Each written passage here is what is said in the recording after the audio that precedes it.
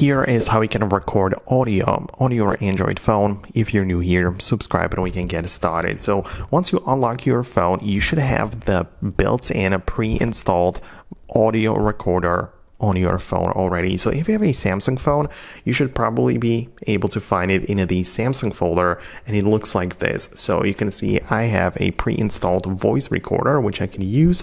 I can get inside and just tap the big red button below to start the audio recording like this.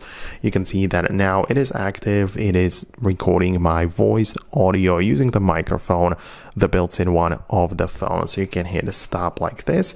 You can save it, rename it, or do whatever you want, and it is now saved in your list. So you can just play it back, share it with other people, or do whatever you want with it.